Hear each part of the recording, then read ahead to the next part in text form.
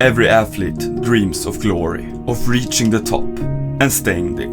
For Kanak, that dream was becoming reality. He was rising fast, shocking the world and breaking records for the United States. But then, in the blink of an eye, everything disappeared. This is the rise, the fall and the redemption arc of Kanak.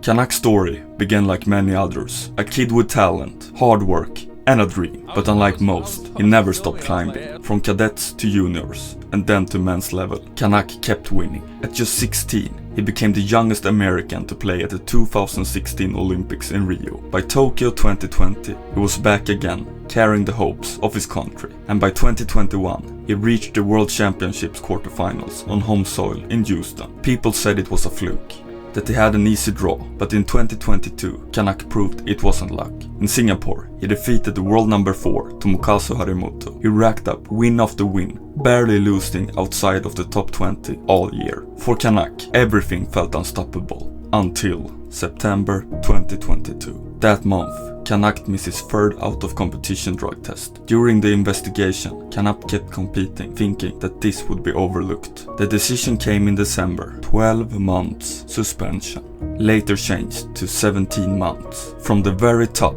to nothing.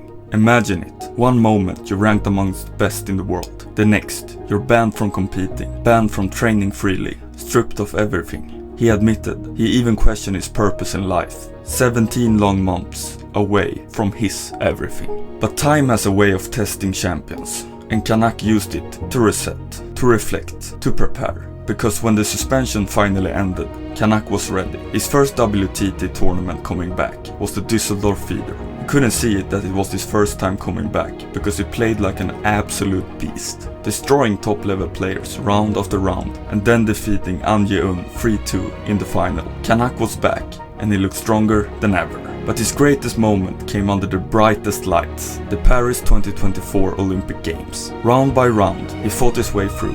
Kanak reached the round of 16, a very respected result at the Olympics, and it was emotional. Kanak himself admitted before every match he cried, because he knew just how far he had come, from being stolen off his dream to now living it out fully. But that was only the beginning, because in 2025 he would prove that he wasn't just back, he would prove he was on a different level now. He started off the year by beating Truls Morgård in the second round of the Singapore Smash. After several great performances, we arrive in August 2025. Kanak entered the WTT champions Yokohama as the 25th seed. All the best players in the world are contending. Winning a round or two would be more than great, but Kanak had other plans. In the first round, he did an impressive performance against Simon Gaussi and won 3-1. Next match, he was up against rising star Cao Cheng-yu. Nevertheless, Kanak stepped up and won 3-1. He was now in the quarterfinals, where he was supposed to play world number 1 Lin Shidong,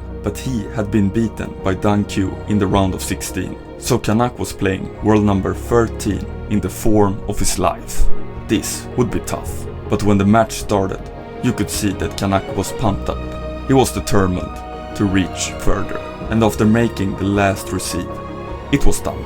Kanak had reached the semi-finals in a WTT Champions. It didn't matter that he lost to Harimoto the match after. Kanak had made history, from being gone, almost forgotten, to now have his name written in the top 4 of the world's best players.